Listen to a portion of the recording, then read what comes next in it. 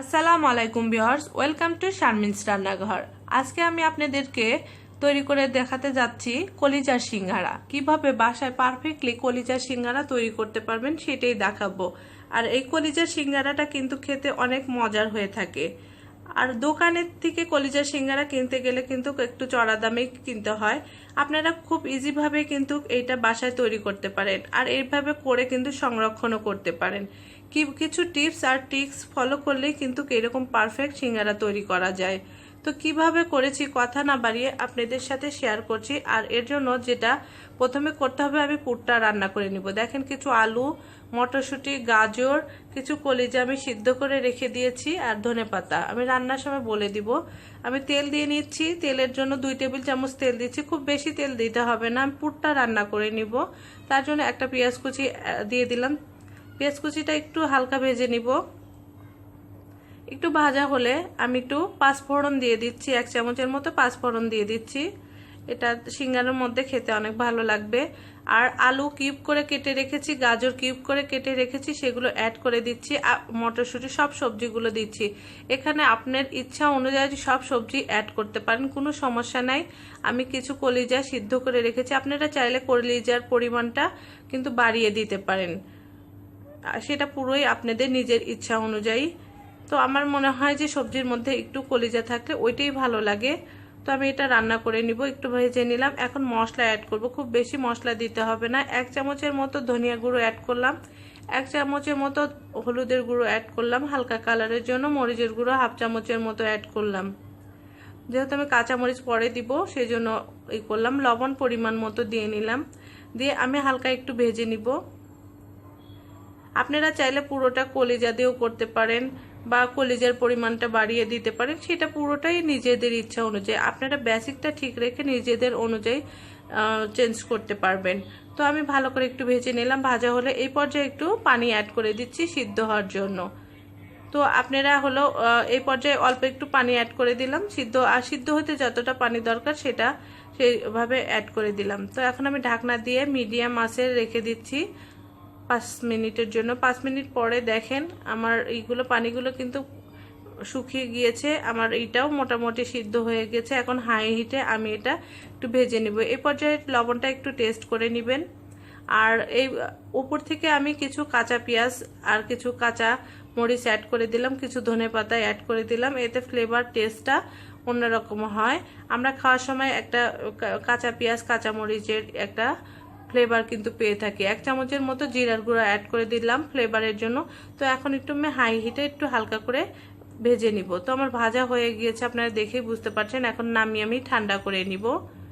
আর অন্যদিকে এখন আমি ডো তৈরি করব। এর জন্য আমি 1 কাপ ময়দা নিয়েছি, 1 চামচ লবণ দিয়ে দিলাম, 1.5 চামচের মতো আমি চিনি দিব। চিনিটা দেওয়ার কারণ কিন্তু মিষ্টি না, চিনিটা দেওয়ার জন্য কারণ হলো আপনি এটা খাস্তা করবে। আর এই যে কালো জিরে দিয়ে দিলাম 1 চামচের মতো। চিনিটা দিলে পরে আমরা যে সিঙ্গারাটা যে খাই ওইটা নরম হয়ে যাবে না, একটা খাস্তা ভাব থাকবে।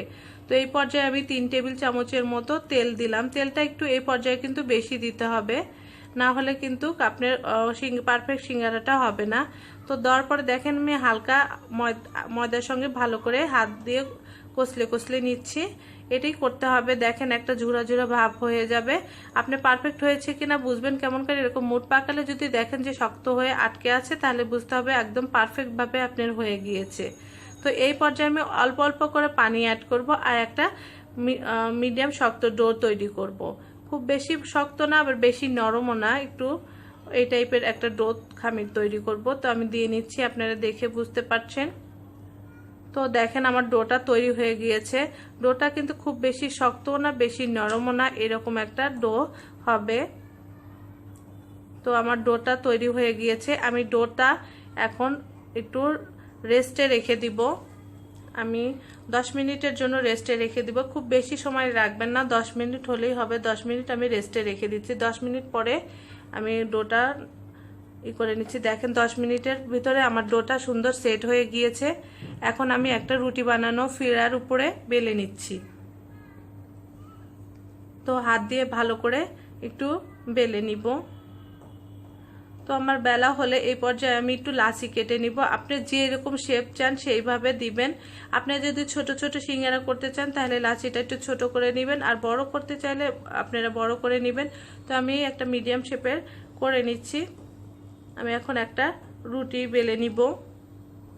আর আমি সবজি কোনোভাবেই আপনি যে ফিলিংটা করছেন কোনোভাবে গরম ফিলিং কিন্তু এর সিঙ্গারার মধ্যে দেওয়া যাবে না। সেক্ষেত্রে কিন্তু ময়দার আপনার খামিরটা চুপসে যাবে, ভালো পারফেক্টলি হবে না। সেক্ষেত্রে সবজিটা আগে রান্না করে ঠান্ডা করে নিতে হবে। তো আমি একটা রুটি বেলে নিচ্ছি। তো এরকম একটু লম্বা শেপের টাইপের একটু রুটি বেলে নিলাম। বেলা হলে একটা ছুরির সাহায্যে আমি মাঝখান দিয়ে একটু কেটে নিব। আমার কাটা হয়ে গিয়েছে। এই পর্যায়ে আমি সিঙ্গারা শেপটা দিয়ে নিব। সাইড দিয়ে আমি পানি দিয়ে সিল করে দিব। পানিটা দেওয়ার কারণ হলো জয়েন্টগুলো সুন্দরভাবে যেন আটকে যায়। সিঙ্গারা তৈরি করার পরে অনেক সময় তেলে দেওয়ার পরে কিন্তু খুলে যায়, সেই জন্যই আপনি পানির জয়েন্টগুলো সুন্দরভাবে সিল করে দিবেন। তো ভালোভাবে আমি দিয়ে নিলাম। আপনারা দেখেই বুঝতে পারছেন এরকম একটা পানির খিলির শেপ হবে। একটু হাত দিয়ে সুন্দর করে নেবেন। এই পর্যায়ে আমি আগে থেকে রান্না করে রাখা ফিলিংগুলো অ্যাড করে দিব। তো আমি একটু চেপে চেপে অ্যাড করে দিচ্ছি। আপনারা দেখেই বুঝতে পারছেন ফিলিংটা একটু চেপে চেপে করে দিবেন, সেক্ষেত্রে সিঙ্গারার ভিতরে সুন্দরভাবে ঢুকে যাবে। তাহলে একটু হাত দিয়ে উপর থেকে আমি চেপে চেপে দিচ্ছি যেন বের না হয়ে যায়। তো এই পর্যায়ে আবার সাইডগুলো আবার পানি দিয়ে সিল করে নিব। পানি দিয়ে সিল করে নিলে আপনার সিঙ্গারার ইটা আরও ভালো হবে লাগানো। তো এখন আমি এখানে একটা শেপ দিয়ে নিচ্ছি। দেখেন আমরা যে কুচি টাইপের একটা করি সেরকম একটা ভাঁজ দিয়ে নিলাম। ভাঁজ দিয়ে নিয়ে জাস্ট ওখান থেকে সামনে থেকে একটু পানি লাগিয়ে আমি আটকে দিব। এটা একদম একটা সহজ পদ্ধতি। আপনারা চাইলে এই পদ্ধতিটা করতে পারেন। অনেকভাবে করে, আপনারা যেভাবে ইচ্ছা সেইভাবে করতে পারেন। তো আমি কয়েকটা শেপে দেখিয়ে দিব। আর একটা শেপ আমি আপনাদেরকে দেখাচ্ছি। এরকম করে সিল গালা করে নেবেন, সিল করে নেবেন। ঠিক একই প্রসেস ভাবে আগে ফিলিংটা ভরতে হবে। তো আমি ওইভাবে করে নিচ্ছি। তো আবার একটা ভিতরে ফিলিং ভরে নিব।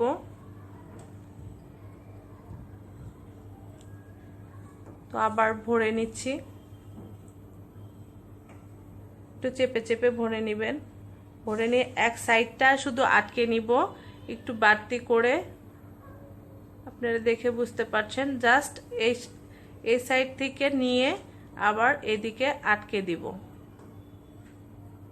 এটা একটা শেপ, আপনার যে শেপে পছন্দ হয় সেটাই করতে পারেন। অনেকগুলো শেপ আছে, আসলে যে যেরকম পছন্দ করে সেইভাবে করবেন। তো আমি সবগুলো বানিয়ে নিয়েছি। দেখেন আপনারা চাইলে এই পর্যায়ে কিন্তু ডিপে 1 ঘন্টা রেখে বের করে তারপর র্যাপিং ব্যাগে রেখে দিয়ে সংরক্ষণ করতে পারেন খুব ইজিলি। এখন আমি পর্যাপ্ত পরিমাণ তেল গরম দিয়ে তেলের মধ্যে দিয়ে দিচ্ছি। আমি কিন্তু তেলটা খুব বেশি গরম করিনি, হালকা জাস্ট একটু গরম হলেই ওর মধ্যে ছেড়ে দিচ্ছি, কারণ বেশি তেল গরম করলে কিন্তু এটা পুড়ে যাবে, ভালো হবে না। এটা একদম অল্প আছে ভাজতে হবে। তো আমি সবগুলো দিয়ে দিচ্ছি, যেগুলো ভাজবো সেগুলো আমি সবগুলো দিয়ে দিচ্ছি। জালটা মিডিয়াম টু লো আছে থাকবে, বেশি জালে ভাজবেন না। দেখেন আমার তেলের গরমটা কিন্তু উঠছে হালকা করে।